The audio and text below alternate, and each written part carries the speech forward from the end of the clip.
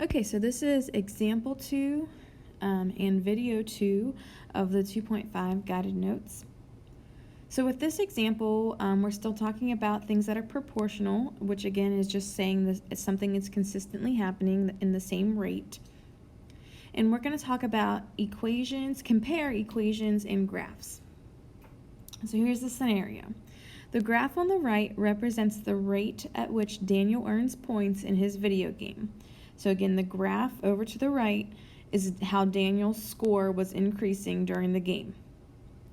The rate at which Brianna earns points in her video game is represented by the equation, y equals 2x. So I'm going to circle that.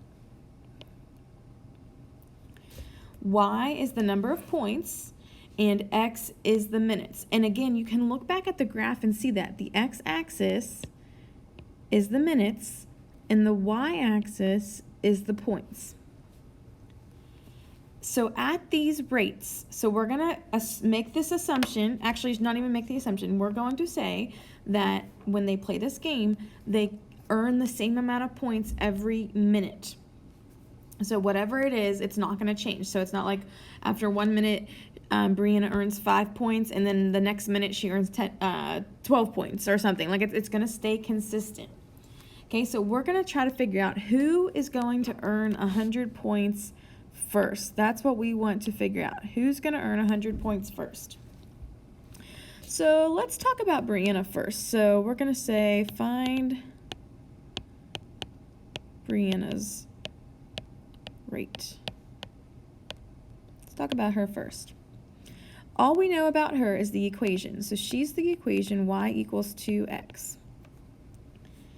And again, we've set up a lot of problems like this before. Whenever so we've done a lot of problems where maybe somebody was saving $10 every month. So we would write that as 10m or 10x, whatever you prefer, meaning the variable represents however many months it needs to be. So that's exactly what you see here. So in order to figure out how many points she's earning every minute, think about what I said there. To figure out how many points she earns every minute, we need to replace that x, because look at the graph. X is the time, the minutes. So if we want to know how many she makes every minute, how many points every minute, we have to replace the letter x with the number 1, meaning 1 minute. So I'm going to make that note. I'm going to say substitute or sub the number 1 for the letter x.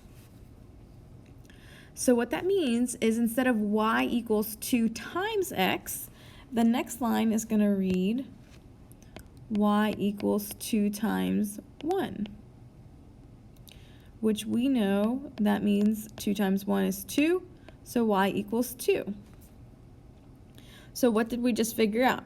What that means is that Brianna, and I'm just going to write Bri for the sake of space, earns 2 points per minute. So every minute in the game, she earns 2 points. So now we need to look at the graph about Daniel. So the cool thing, that's why I love graphs, because I'm a visual person and you can easily see what is happening with him. Look at where the number 1 is, so meaning 1 minute, and then there's already actually a coordinate there for us. And if you notice, it's correlated with the number 3 on the y-axis, which is points. And again, that coordinate would be 1, 3. They have it in this little talk bubble here. So what that means is that for every minute, he is earning 3 points. So I'm going to write that down. So Daniel earns, I know it's a little sloppy. Oh, that was way sloppy. That's okay. 3 points per minute.